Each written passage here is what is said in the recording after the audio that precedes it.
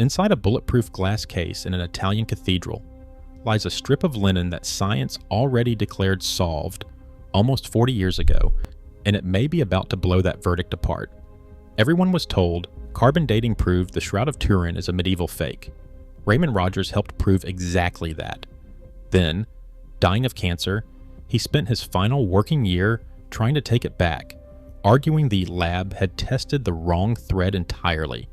For decades since, the Vatican has controlled every scrap of physical evidence that could settle this, and has said no to almost every scientist who's asked to look again.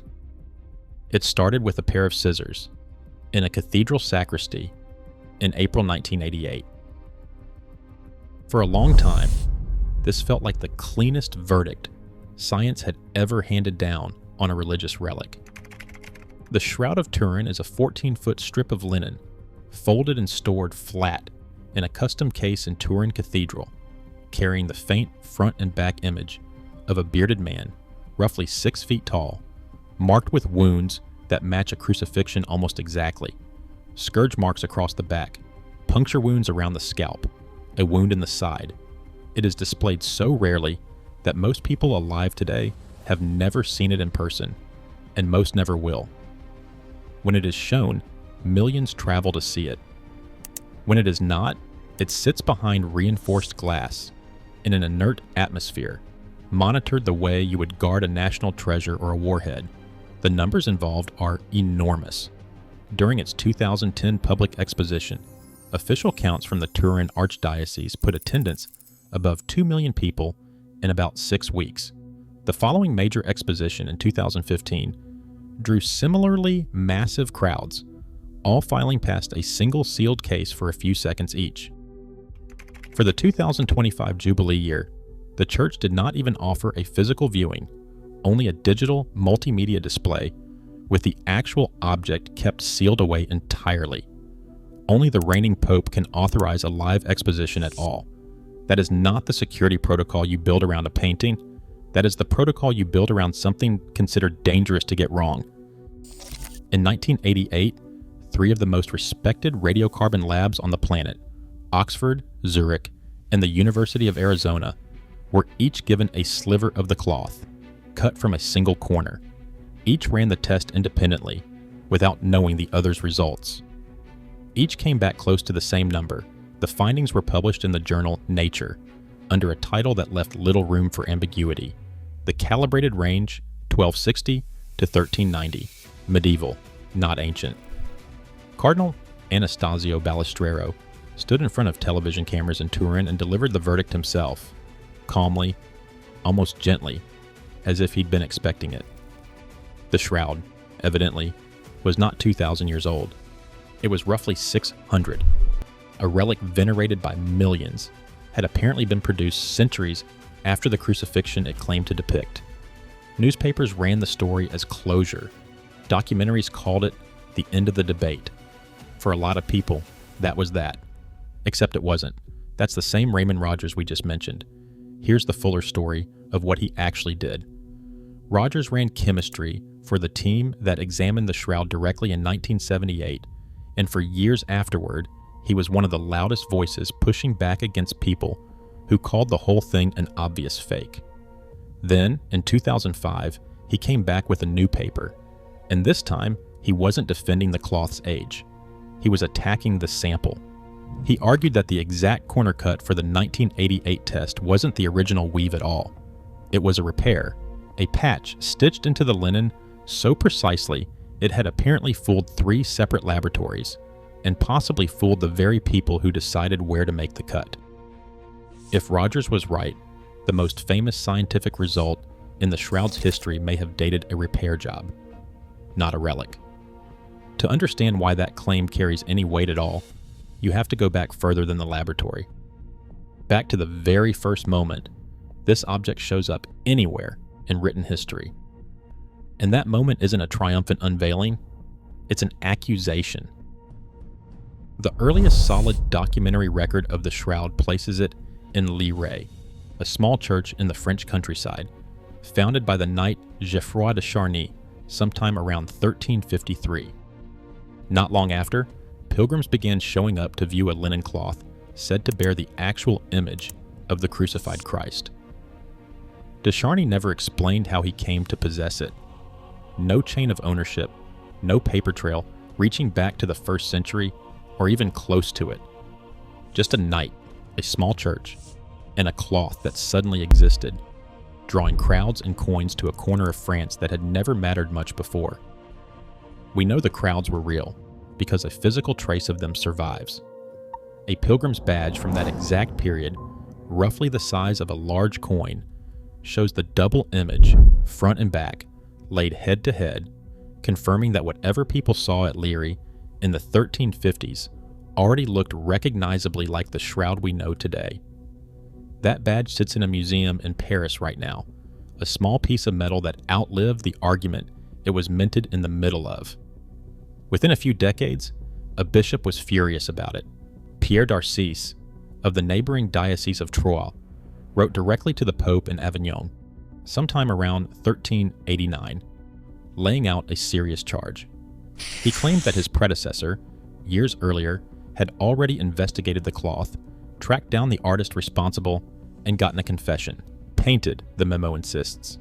Cunningly painted, not miraculous in any way. It sounds like a slam dunk for the skeptics. But look closer at the actual document, and the picture gets messier. The surviving copy is unsigned. It's undated in its earliest form. It relies entirely on secondhand claims about an investigation nobody can independently verify. And it was written by a churchman who had every financial reason to want pilgrims and their money redirected away from Liry and toward his own cathedral instead. A damning accusation, sure, but also possibly a business dispute wearing a theological disguise. The Avignon Pope, Clement VII, didn't fully side with either man. He allowed the expositions at Liry to continue, but ordered that the cloth be publicly described only as a representation of Christ's burial, not the genuine article. A political compromise, dressed up as theology, and proof that even in the 1300s, nobody with real authority over this object was willing to just call it real or fake and let the argument end. Here is where the story gets stranger, and this part is recent enough that most documentaries have not caught up to it yet. In 2025, a historian working through medieval manuscripts noticed something that had been sitting untouched in an archive for over 600 years. A passage written by the French scholar Nicole Oresme, dated to sometime in the 1370s, years before the bishop's famous memo, casually references a church in Champagne where people claim to possess the Shroud of Christ. Oresme does not rage about it. He does not accuse anyone by name. He simply treats the whole thing as a textbook example of clerical fraud and aside, dropped into a larger philosophical work as if everyone already understood what kind of claim this was.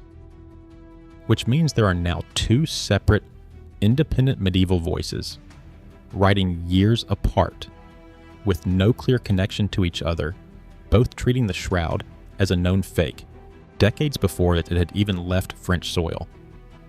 That should make the case closed, medieval forgery story, feel airtight. And in a way it does. But it also means the object's earliest reputation, from the very beginning, was a battleground. Nobody in the 14th century agreed on what this thing actually was. That disagreement never really stopped. It just changed shape, decade after decade, and eventually made its way into a modern laboratory. By 1453, ownership had passed to the House of Savoy, one of the most powerful ruling families in Europe at the time, and the cloth was moved into their private chapel at Chambéry. It stayed under Savoy control for centuries, eventually relocating permanently to Turin in 1578, where it has remained ever since. Royal ownership did not settle any of the doubt hanging over the object. It just meant the cloth was now protected by people with the resources and the motive to keep any embarrassing findings quiet, and the object kept surviving, no matter who doubted it. In 1532, a fire broke out in the chapel at Chambéry, where the shroud was being kept under the House of Savoy. The heat was intense enough to melt part of the silver reliquary holding the folded cloth, and molten metal burned symmetrical scorch marks straight through the layers of fabric. Nuns from a nearby convent, the Poor Clares, repaired the damage not long after, sewing patches into the burned sections using thread matched carefully to the period, then backing the entire cloth with a second layer of linen for reinforcement. The repair work was skilled enough that, for nearly 500 years, almost nobody could tell exactly where the original weave ended and the mended sections began. Which brings us back to 1988, and a question almost nobody seemed eager to ask out loud at the time it actually mattered. Why did all 3 labs take their samples from the exact same corner of the cloth, instead of pulling multiple threads from multiple locations across a 14-foot piece of fabric? And why, of all places, was that corner sitting immediately next to a spot that had already been sampled once before back in 1973, as though something there kept quietly drawing attention? According to accounts of the sampling process, the corner was chosen partly because it had already been cut once. Convenient. Not because anyone had proven it was representative of the whole cloth. That was not the only piece of vague paperwork hanging over this object. In the 1970s, a Swiss criminologist named Max Frey took sticky tape samples off the shroud surface and claimed to identify pollen grains from plants native to the Middle East, evidence, he argued, that the cloth had traveled through Palestine and Anatolia at some point in its history. It is a tempting detail because if it held up, it would push the shroud's real journey back centuries earlier than any paper record shows. But Frey's credibility took a serious hit later on, when it came out that he had also authenticated the forged Hitler diaries as genuine, one of the most notorious historical fraud scandals of the 20th century. His pollen identifications were never independently replicated to everyone's satisfaction. A tantalizing lead. Also, a warning sign about how easily a confident expert can be wrong. Frey's claims didn't die quietly either. Other researchers picked up his pollen work and extended it, arguing for specific Middle Eastern plant species that had no business anywhere near medieval France. Years later, a different botanist re-examined the same tape samples and proposed a completely different explanation, that at least some of the disputed material wasn't pollen from a well-traveled cloth at all, but residue from anointing oils and resins, the kind used in traditional burial preparation. So even the pollen argument, one of the oldest pieces of evidence in this entire case, still hasn't been settled by the people who actually study pollen for a living. And there was one more crack in the official record, this one from inside the investigation itself. In 1978, a team of 40 scientists was granted something almost unheard of for a relic this closely guarded 120 continuous hours of direct physical access to the shroud, running tests with no restrictions beyond the clock itself. Most of the team stayed unified in their conclusions. One microscopist didn't. He examined the same adhesive tape samples the rest of the team had used and concluded in his own separate published work that the red staining wasn't blood at all, just pigment, iron oxide, and a red mineral bound in a coating applied the way a painter applies paint. He eventually resigned from the investigation over the disagreement, not settled, just walked away from. So even before we get to the science, everyone remembers, the paper trail alone is enough to make you suspicious. A bishop with a financial motive. A second medieval accusation buried for 6 centuries. A repair so precise it fooled observers for half a millennium. A sample corner chosen for convenience.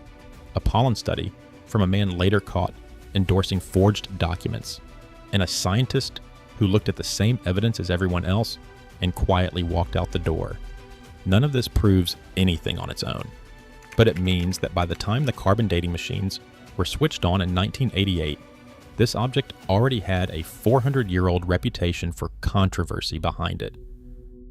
Now let's talk about what the scientists in that 1978 investigation actually found, because it's the reason this mystery never really closed, no matter what the carbon date said a decade later.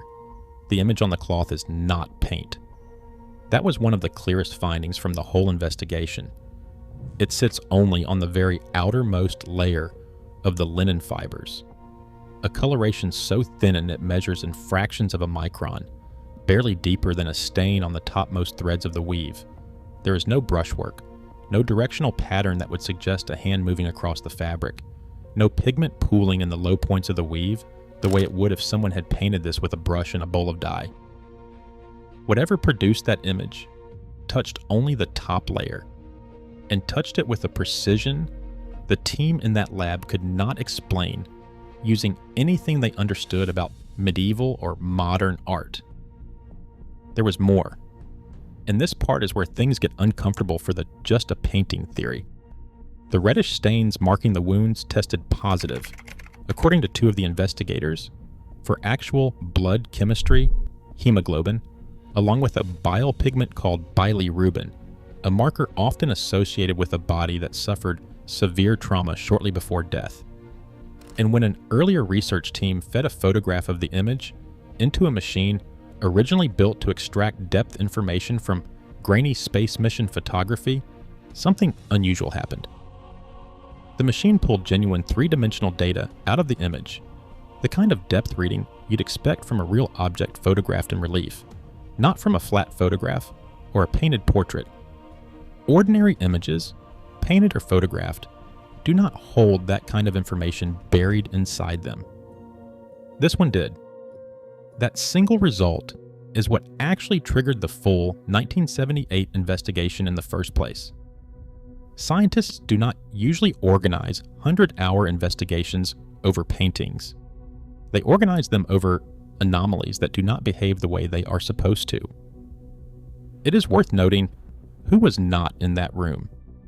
The 40 scientists on the 1978 team were overwhelmingly physicists, chemists, and imaging specialists. There was no art historian on the team, and no textile archaeologist either. Skilled people, but not necessarily the right skills for spotting a genuinely clever medieval forgery technique. A separate Italian pathologist, working independently around the same period, examined the blood evidence and reported it as human, type AB. That claim, like almost everything else here, has never been fully verified by outside labs working from fresh samples. Naturally, all of this tempted people to try faking it. In 2009, an Italian chemistry professor set out to prove the image could be reproduced using only materials available in the 14th century. He draped linen over a real human volunteer, rubbed the surface with an acidic pigment, artificially aged the fabric, then washed away the top layer of color, leaving behind a faint, superficial, negative-toned image. He added blood-like stains and scorch marks afterward, by hand. The result looked convincingly close to photographs of the real shroud. Proof, he argued, that a clever medieval craftsman could have pulled off something like this using tools and knowledge that already existed at the time. Critics answered just as fast. His version, they pointed out, still didn't reproduce the exact depth encoding property found in the original, or the extreme microscopic thinness of the real coloration. A serious attempt, not a perfect match. One more argument left hanging, unresolved, right next to all the others.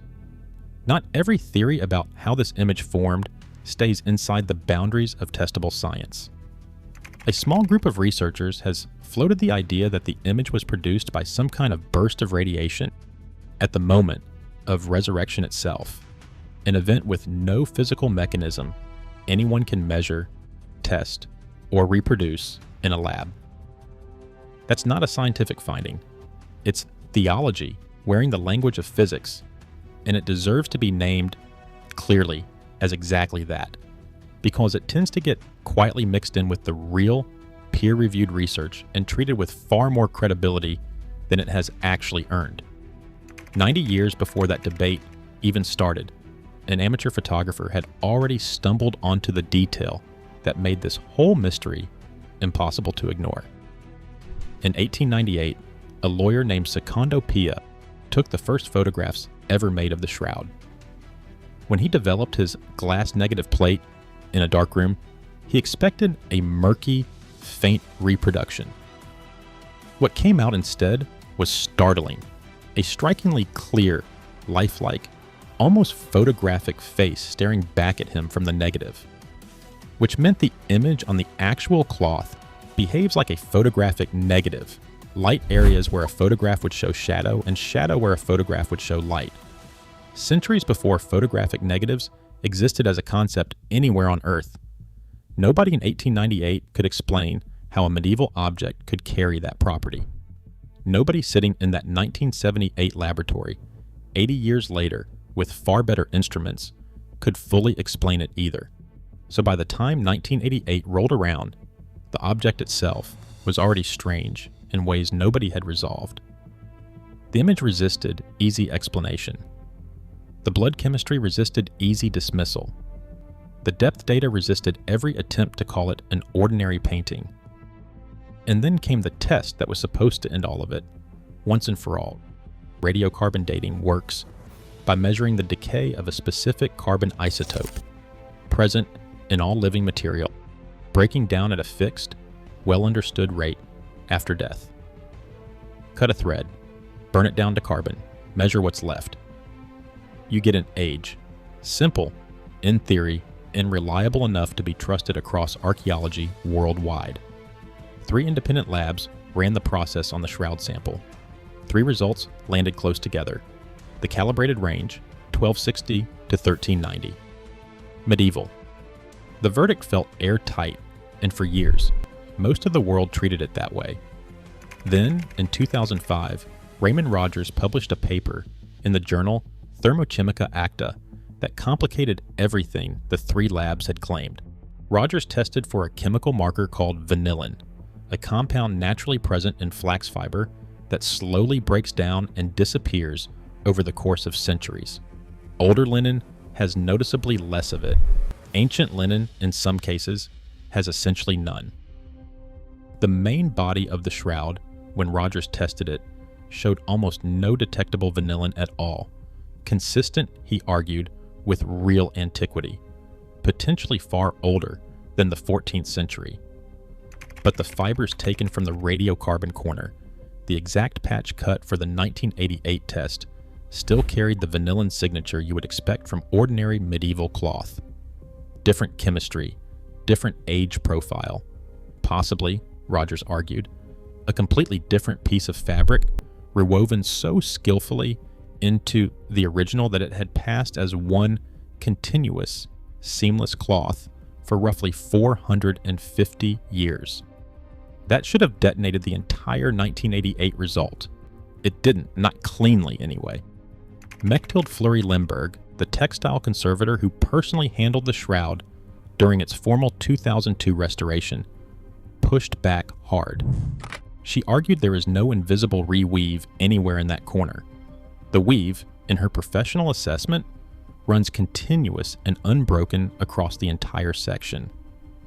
Other chemists went back and reanalyzed Rogers' own published spectra, arguing the anomaly he found was more likely surface contamination than a hidden, deliberately blended patch. Their rebuttal ran in the same journal that had published Rogers' original claim, a direct chemical dispute playing out in peer review over a handful of square inches of linen thread, and neither side backing down. Then, in 2019, a legal fight forced the British Museum to finally release the raw data behind the original 1988 measurements, data that had never been fully published alongside the Nature paper itself. A team of statisticians got hold of it and re-examined the numbers directly. Their finding, published in the journal Archaeology, was that the radiocarbon results were not statistically uniform across the sample. There was measurable inconsistency baked into the very data the original team had used to calculate their headline number. Something in that corner behaved strangely, and the original team's own figures, once released in full, seemed to quietly admit it. And in 2022, an Italian research team tried an entirely different method. Instead of measuring carbon decay, they used a technique called wide-angle X-ray scattering, which measures how degraded the cellulose structure inside linen fibers has become over time. They ran the test on a tiny thread taken from near that same disputed corner. Their published result, under a specific set of assumptions about how the cloth had been stored across the centuries, assumptions that cannot be independently confirmed, suggested an age close to 2,000 years. Consistent, they claimed, with linen dated to the era of the Roman siege of Masada in the 1st century. That claim remains heavily disputed. It depends entirely on unverifiable guesses about historical temperature and humidity, and it has not shifted the broader historical consensus 1 inch. But it is out there now, published, peer-reviewed, sitting directly next to the 1988 result like an open wound that refuses to close. And there's one more piece of evidence that won't sit quietly on either side of this argument. In Oviedo, Spain, there's a separate, smaller bloodstained cloth documented in that region since well before the shroud's first confirmed appearance in Leary. Researchers who've studied both objects claim to find matching blood type and overlapping wound geometry between the two cloths, dozens of points of alignment, according to some published comparisons, using a specialized image overlay technique. Some of these researchers have claimed as many as 70 points of coincidence on the facial bloodstains alone, and dozens more across the rest of the pattern. If that overlap is real, it becomes very difficult to explain how a medieval forger working in 14th century France somehow matched wound patterns to a completely separate cloth that had already been sitting in Spain for centuries. Skeptics call the comparison methodology unreliable, built on subjective overlay techniques rather than hard measurement. But the claim keeps resurfacing in the literature year after year because nobody has ever definitively closed the door on it either way. So step back and count what's actually on the table. A medieval date from the most famous test ever run on this object. A possible medieval patch contaminating that exact test, according to the man who spent his career defending the cloth's mystery. A statistical irregularity in the original data, only confirmed after a legal fight forced its release into public view. A newer test claiming an age nearly 2,000 years older, resting on assumptions nobody can fully verify. And a second cloth in a different country whose blood pattern may or may not match, in a way that either strengthens the ancient case or means absolutely nothing at all. Every single answer here creates the next unanswered question. This isn't a solved mystery. It's a standoff, and it has been for decades. And it's a standoff that almost nobody with real authority over the object seems eager to resolve. The Catholic Church has never once officially declared the shroud authentic, and never once declared it a fake.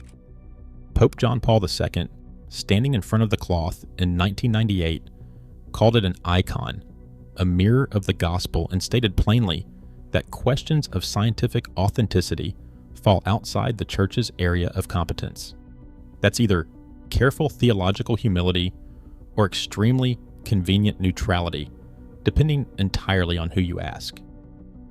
Either way, it means the institution with the most control over this object has deliberately declined to settle the argument, decade after decade, while everyone else keeps fighting about it in journals the Church itself doesn't have to answer to.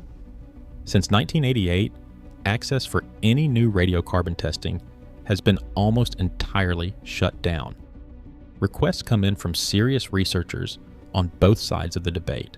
Almost none are granted. The single physical sample cut that morning in the Turin sacristy remains, to this day, essentially the only direct scientific test of the cloth's age that has ever been permitted in the modern era. It nearly didn't survive long enough for any of this argument to matter at all. In 1997, a fire broke out inside Turin Cathedral itself, in the chapel built specifically to house the shroud. A firefighter smashed through reinforced glass and physically pulled the sealed case free from the flames. The cloth survived, barely, which means the entire 1988 sample and every argument built on top of it since comes from an object that came within minutes of not existing at all. Then, in 2002, the Vatican authorized a full restoration of the shroud, and this is where the story gets genuinely uncomfortable for anyone hoping the mystery might still get resolved someday. During that restoration, the old fire-damaged patches sewn on by the Poor Clare nuns back in the 1530s were physically removed, along with the backing cloth that had been stitched to the shroud for roughly 450 years. Some of that removed material, the exact fabric sitting at the center of the entire reweave argument, was taken off the object before independent researchers, outside the small team the church had selected, ever got a chance to examine it directly. Whatever physical evidence lived inside those threads, evidence that could have settled the reweave question permanently one way or the other, may now be gone. Filed away somewhere, if it still exists in any usable form at all. Nobody outside a small circle knows for certain. There's even a name for this entire discipline. Researchers who study the shroud scientifically are sometimes called syndenologists, and the field has its own internal rivalries, its own trusted authors, its own skeptics who accuse the true believers of cherry-picking data, and its own believers who accuse the skeptics of dismissing inconvenient results before fully testing them. It functions less like one settled academic field and more like two competing research communities that happen to study the exact same object, publishing past each other for decades. What's left then is a permanent split, running through serious academic literature rather than internet forums. On one side, researchers convinced the 1988 sample was compromised, pointing to Rogers' chemistry and the 2019 statistical reanalysis as proof the original team never had the full picture. On the other side, historians and chemists who see a documented medieval object with a real paper trail, no undisputed record of its existence before the 1300s, and two separate medieval writers independently calling it a known fraud before it had even left French soil. Both camps publish in legitimate, peer-reviewed journals. Both camps include credentialed scientists with real expertise. And neither camp has been granted the access required to run the one test that could actually break the tie. Ask who benefits from each version of this story, and the whole fight gets a lot more human and a lot less academic. There are personal stakes here too, not just institutional ones. A researcher who spends a career defending authenticity risks looking naive if a future test proves otherwise. A researcher who spends a career debunking it risks looking dismissive if a future test does not. Nobody in this field wants to be remembered as the expert who got the biggest artifact debate of the century wrong. A confirmed medieval forgery quietly undermines centuries of devotion built around an object that turned out to be, in the coldest possible terms, a very convincing fake. A confirmed ancient relic, on the other hand, would transform a small French parish object into arguably the single most significant piece of physical evidence in the history of a major world religion, and it would hand enormous authority, religious and financial both, to whichever institution controls access to it going forward. Neither side here is lying. Neither side is fully neutral either. Everyone involved is reading the exact same threads of evidence and reaching completely opposite conclusions, largely because the one piece of physical evidence capable of breaking this deadlock was cut into fragments from a single corner back in 1988, and nobody serious has been allowed back into that room with a scalpel since. The shroud still lies flat today, inside its sealed, climate-controlled case in Turin Cathedral, resting in an inert atmosphere behind reinforced glass built to withstand almost anything short of a direct, deliberate attack. Pilgrims still line up for hours, when they're allowed to, just to walk past it for a few seconds. Scholars still publish papers about it every year. In journals, most of those pilgrims will never read. Somewhere on that fabric is a small healed scar, the corner cut open on that April morning in 1988, the only physical sample ever extracted from it during the entire modern scientific era. Nobody has been allowed to cut it again. The test that was supposed to close the file on the most argued over cloth on Earth may have tested a repair instead of a relic, and until someone is finally allowed back into that sacristy with a scalpel, the question stays exactly where it has sat for almost 40 years now, open, sealed, quietly waiting behind the glass for an answer that nobody currently holding the keys seems especially eager to find.